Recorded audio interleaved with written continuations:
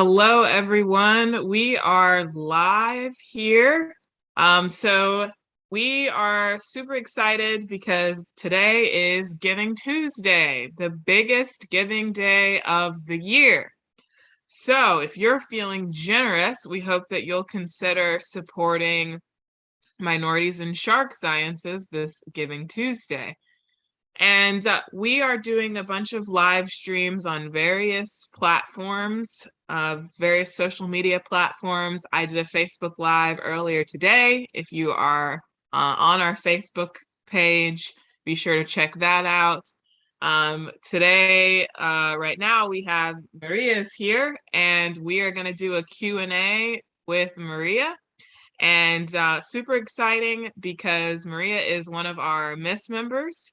And she is here to talk about all things Miss, sharks, share a little bit about her journey.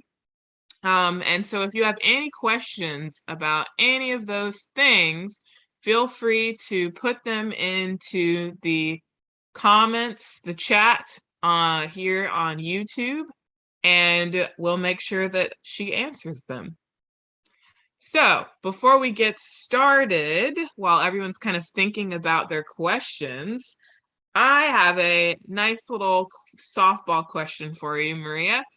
What is your favorite shark or ray? Well, for a while, my favorite shark was the common thresher, but my study species for my master's are smooth dogfish, and I kind of have become way more fond of them. So I think right now, smooth dogfish are my favorite. Awesome. And what do you think is the most underrated shark? Underrated or overrated? Underrated? Underrated.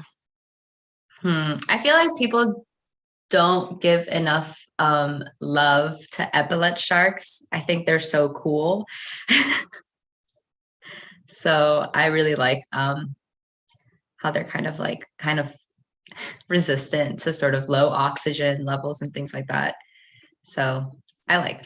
Also sawfish. I feel like sawfish are also amazing and people don't really know they exist. I've recently had friends send me videos and being like, is this real? Is this a real animal? And I'm like, yeah, they're awesome. Everybody should know about them. Look at how they eat their fish. Yeah, for sure. As a person that studies sawfish, I definitely agree. We should rate sawfish more highly. So now on the flip side of that, which shark do you think is the most overrated? I feel like a lot of people in the sharky world probably think that white sharks are kind of overrated, and I sort of have to agree. They're really cool. I like how they're like thermally resistant and they can like they're like go back in evolution and all these things. But I feel like we've seen enough of them. We have seen a lot of them. They are definitely the shark that everyone thinks of when they hear the word shark, which I think is very, very interesting.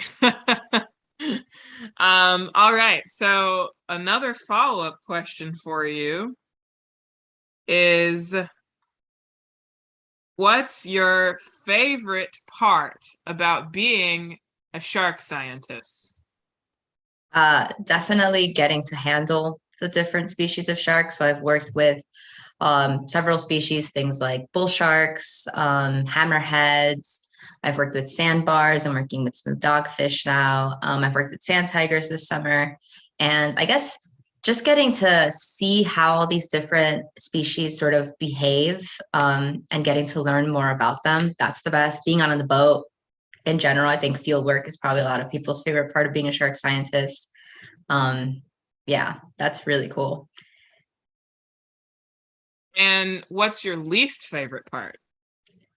Um, it's like a tie between, actually, no, I think writing. Writing is it's just difficult sometimes with writer's block. And I came from more of like a creative writing background when I was in high school. So having to write like a scientist was something that I'm still working hard to kind of master. So yeah, writing for sure. Just the style of it academically is difficult. Yeah, I think a lot of people don't think about that. They see shark scientists on TV or have this image of like we're always out there on the water with sharks doing fun stuff. But we also have to go back and, write about it and, and analyze data and all of those things that never make it on TV because people don't watch them, don't want to watch people write and analyze data. But yeah, big part of the job. Yeah, filling out permits. That's not fun either, but necessary. So, Yeah. So I want you to think back to the younger version of yourself, whatever stage that might be, maybe as a kid or as a high schooler or as an undergrad. What advice would you give to your younger self? um, well, when I was younger, like in high school, I wasn't interested in going to college. So I guess my advice would be go to college. And once you're there, code more. So I would, yeah, probably that would be my biggest advice. Because I feel like once I got to college, I had the wonderful luck to have a lot of opportunities in terms of research. I kind of did this thing where I sent out an email to every single professor in my department saying, like, do you want an undergrad? And it just happened to be the Shark Lab who reached out to me and needed undergrads. And once I was there, it kind of like snowballed into where I am today. It's just been kind of incredible and fun and a really overall great experience. But the one thing that I guess I would be lacking is the coding. So if I had to go back and tell little me to do something like computers more, stop fearing the technology. So, I feel like me now needs to hear that. yeah. I definitely fear technology. I definitely don't keep up with the latest, software and coding and R packages and things like that, like I probably should. Oh yeah, me either. I'm the worst at it. It's bad. So I want to talk now a little bit about Miss. So can you share for everyone watching here what your experience has been like in Miss, kind of what Miss is like from your perspective as a member?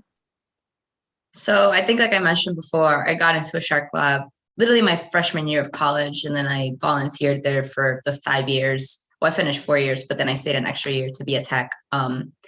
And I had all these wonderful, amazing opportunities, and I had really great mentors. Shout out FIU, their marine bio program is awesome. Everybody was really supportive and really pushed you to be the best. And I never really felt horribly out of place, but I think that was mainly in part due to the fact that we did have a good amount of diversity at my undergrad. And in my lab, there was another girl who had also grown up in Miami. She studied dolphins, not sharks. She kind of became my mentor, and she was like from Peru, I'm from Ecuador, and we just kind of like we clicked, and it was nice to have that person as well as everybody else just be really cool.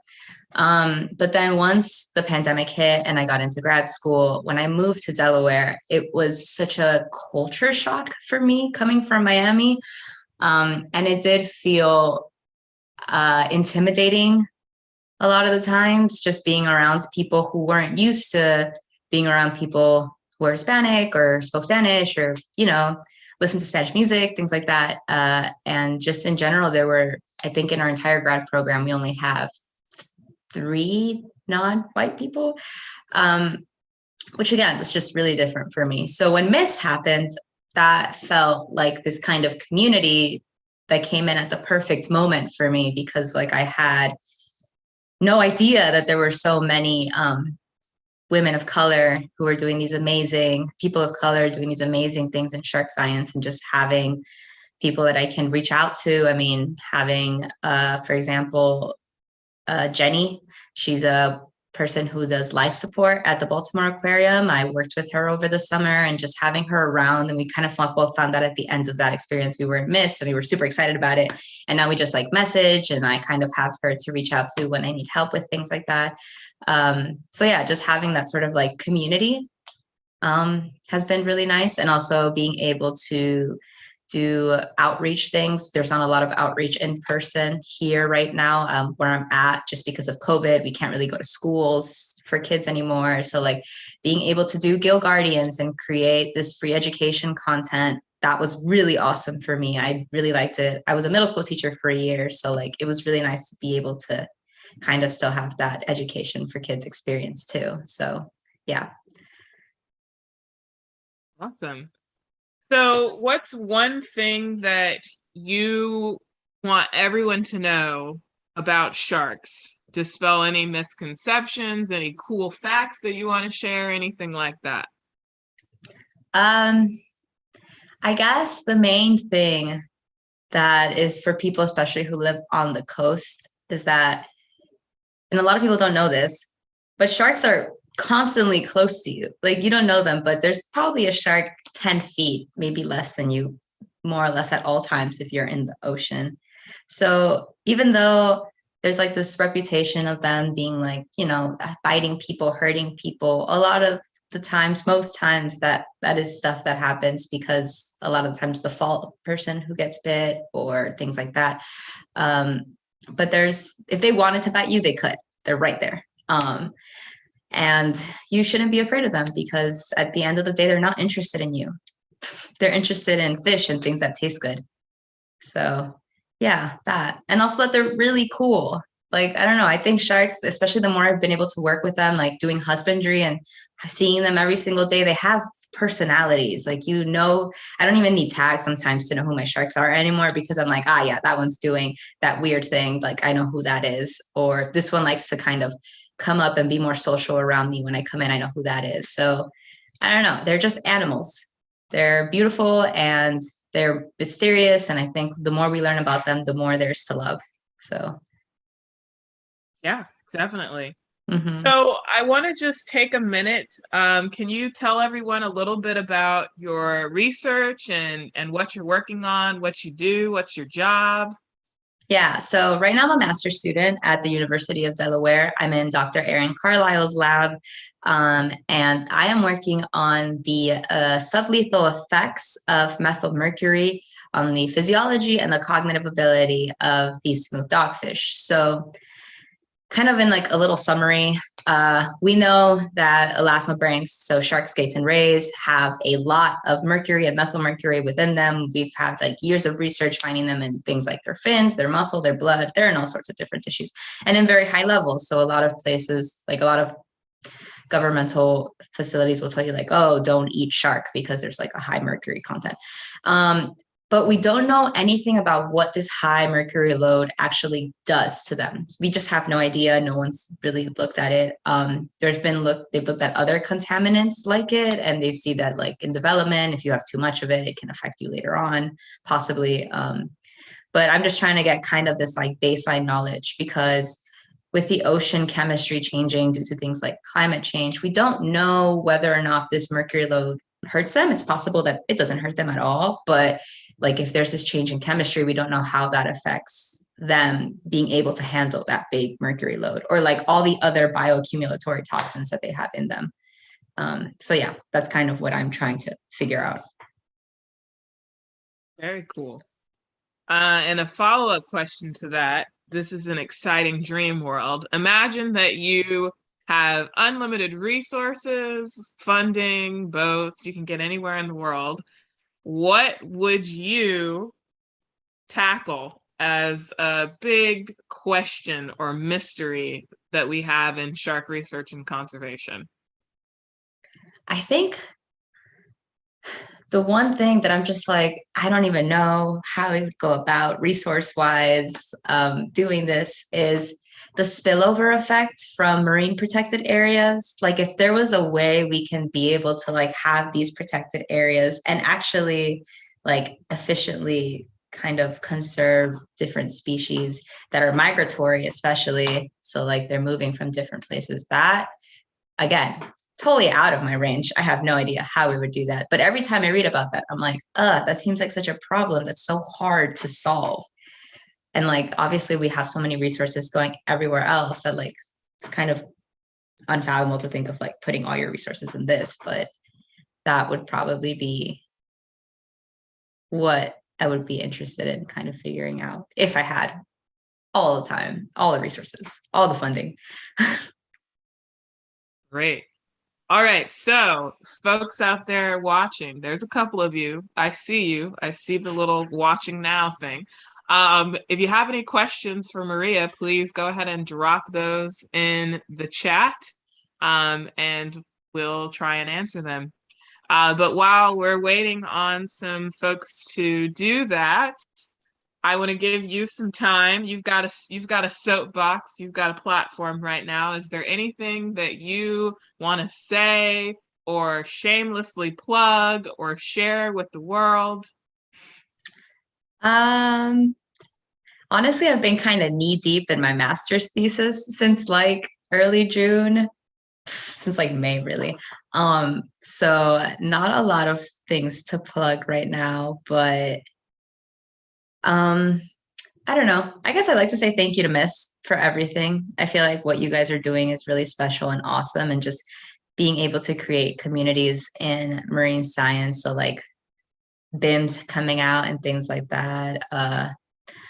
Things like the birder groups they have for people who can just go out and not have to feel afraid experiencing the environment. That all is kind of stuff that I think is really important because, like, for example, in my community, people aren't super nature friendly. I think there's like this aspect of mystery and danger and fear when it comes to like going underwater or like kind of going out in nature too much.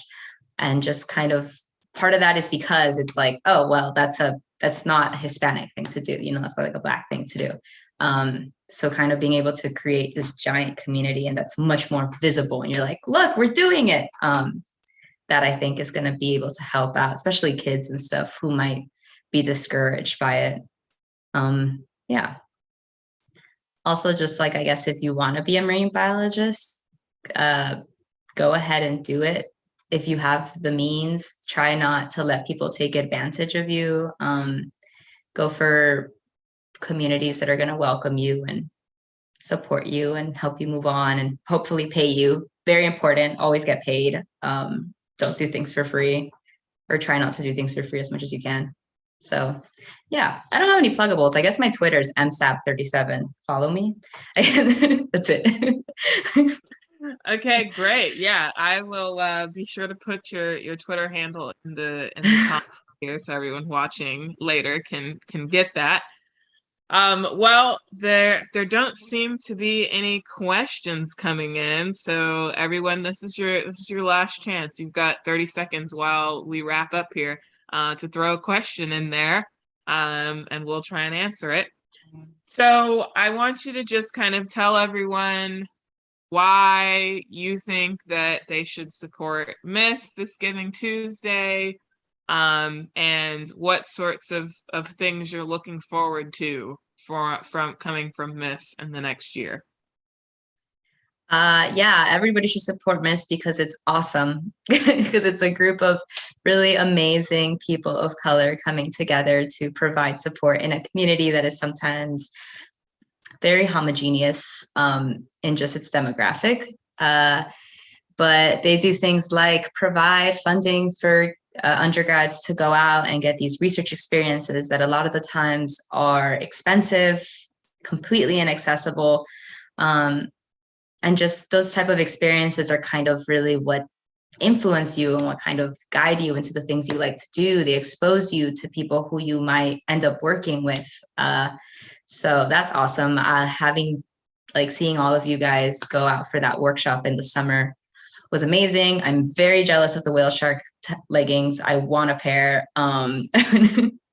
But yeah, I'm excited for the bash. There's a Miss Bash coming up. There will be a silent auction. There will be lots of things raffled. So that's always a good time. And there are a lot of workshops being provided for Miss members. They have a Conference 101 that I think was today or yesterday. They have things like working with R, all these kinds of amazing things that are very important for early career researchers or people who are aspiring, like high schoolers who might be aspiring to become marine biologists, can kind of be able to access and join in. So you will be supporting all of that by donating to Miss today.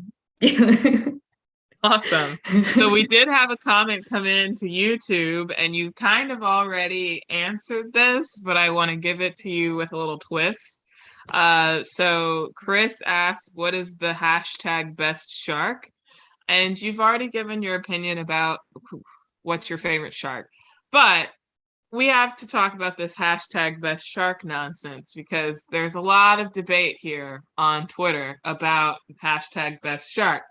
We've got Chuck Bangley that is very much pro dogfish, which seems to be Yeah, your camp. love dogfish. We've also got David Schiffman, who's very pro sandbar shark is best shark, and then me and Lauren Simonitis are very much like, but the bonnet heads though. So I want you to weigh in on this sort of best shark debate, friendly competition. What do you think is aside from dogfish, because you're biased, you've already said that your favorite is the smooth dogfish, so we're gonna set that one aside. But I need to know between the sandbar sharks and the bonnet heads, which is the hashtag best shark? I mean, for me, I feel like that's pretty easy because bonnet heads are the cutest looking things ever. I've gotten to work with them before, and they're just like, they're adorable. They're so fragile, but they're adorable. And then recently, did you see that they found a new species of bonnet head, a scalloped bonnet head, like in Mexico? So I don't know. I think the whole hammerhead family is they're really cool, just kind of like obviously physically how they look, and also the fact that they have that sort of special sixth sense kind of going on. The fact that bonnet heads can possibly be getting nutrients from seagrass. They're basically like little omnivores. Maybe still, I think that's a TVA, but the fact that that could even happen is really awesome. And sandbars, I've also had to work with them. And because of that, I have a love-hate relationship with them. But they're also just like, whenever people ask me what a sandbar looks like, I'm like, just imagine a shark. That's what it looks like. Just a shark with a really pointy, tall fin. They do have really dorky looking faces. So I do love that. They kind of always look like really like upset. And I don't know, they bully my dogfish. So again, love-hate relationship. Yeah, I was gonna ask you. So you described working with bonnet heads as I got to work with bonnet heads, and you described working with sandbars as I had to work with sandbars. So can you please tell everyone why the love-hate relationship with the sandbars? What's up with the sandbars? They're just a little mean. They're just I think right now I've had to work with them in the field and up here, since the water's a bit choppier. When you have a sandbar that's like 4 feet long and you're kind of just trying to get like a blood sample from it, and the boat is moving like that and they're shaking like that, and you have to do it like 12 times a day, you're just like, can't you just be calm? Can't you just be calm for 1 second, please? We'll be quick, I Yeah, promise. that is how I feel about nurse sharks. Oh God, yeah. I've only had field work with nurse sharks one time, and we had 2. And it was like, I didn't know how bendy they were gonna be. But it took like 3 people to just like hold them in place and be like, please stop moving, please stop moving, please stop moving. Yeah, for those of you that don't know, nurse sharks are incredibly bendy, like can hit themselves in the face with their tail, and they do. And they just keep doing it, and it doesn't bother them at all, it seems like. So they're very difficult to work with if you're trying to get any samples from them. Or even like the funny thing about nurse sharks is they just want to like panic and flip out and like whack you with their tail and stuff. I've been whacked in the face by several nurse sharks. It is unpleasant. But they're like that, like you're like, okay, so just calm down for a second. I just need to take a little sample of blood, or I need to do a little fin clip or whatever, or measure you, or get the hook out of your mouth or whatever. I just need you to cooperate for like 30 seconds. And then they're like, no! Like a child throwing a tantrum. And then the funny part is that even whenever you're trying to release them, they still want to fight you. And I'm like, literally just let go. You are the only one holding yourself in this boat at this point. Like, I've tried to release nurse sharks before and they stick out their pectoral fins while they're going over the side of the boat, like, no, you can't make me. And I'm like, What? you're going into the water. You're the only one stopping yourself from going back into the water. Stop that. And it's just so funny because they're just so calm and chill otherwise. They just like sleep and stick their heads under rocks. But as soon as you're like, I want you to do something for a second for me over here, they're like, no, you can't tell me what to do. Which is a lot. Yeah. And you're like, stop stressing yourself out, please. Just go back in the ocean. Yeah, sandbars are kind of the same way. They're just not as bendy, and have more teeth, or like bigger teeth. But I remember when we caught one when I was down in Florida, it was just fighting us the entire time. And I was so upset that it, like, after we released it, it came back to the boat and just like bit the bottom of the boat and just like hung out there for like a few minutes. And we were like, what? Go. Like, why are you doing this? This is so spiteful. And for what? Yeah, that sandbar shark was, yeah, was not happy. Yeah, it's so funny the different ways that different shark species react, just like to anything in general. Like in captivity, different species behave differently. Like hammerheads are mostly like, I'm gonna just bully everyone in this tank when they're in captivity. They're like like always trying to assert dominance. And you're like, it's really fine. You're really okay. There's no need. But it's just super funny that they all have like these different little, like within the same species. Usually like you have some that are like, whatever, whenever you put them somewhere or you're trying to take a sample, they're like, fine, just hurry up and then put me back in the water and this is fine. And then you have some others that are like, no, I'm gonna throw a tantrum, I'm gonna be upset about it, I hate you. And it's just super funny that different sharks. And then there's like black tips that like to like pretend that they're gonna cooperate, and then they'll be like, just kidding. As soon as you like set something down and you're like, okay, I'm gonna just go ahead and just pick you up here, and then they're like, so it's just very funny. All right, do we have any other questions from anyone? Going once, going twice. Okay. I don't think that we have any others. Let me just double check Twitter real quick to make sure we don't have any questions on Twitter. We don't have any questions on Twitter either. So that's it. So thank you so much for joining us and for telling us a little bit about yourself and your research and your experiences in myths. For everyone watching, we hope that you consider donating. The link to donate is in the description. If you're not already subscribed, please go ahead and hit that subscribe button so that you see all of our future videos and content. And if you find yourself available with nothing to do on December 4th at 7 p.m. Eastern time, we hope that you join us for our benefit bash. Jada is preparing a really fun game of Sharks Against Humanity, which is a play on Cards Against Humanity. It should be a good time. We'll also be announcing our Miss Member of the Year and our prize winners for our Sharkathon. And so if you donate at least $25 or fundraise at least $25, you will be able to get VIP access to that, which will allow you to be actually in the Zoom room with us.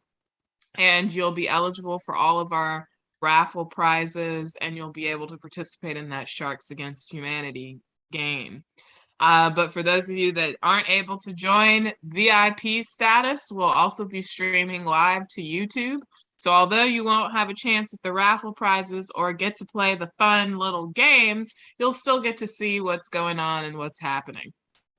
So thank you, everyone. And in the next 30 minutes, if you're on Twitter, Amani will be doing a live Twitter Spaces at 4 p.m. Eastern Time. If you want to ask our CFO, Amani Weber Schultz, any questions, go ahead and tune in to that on Twitter.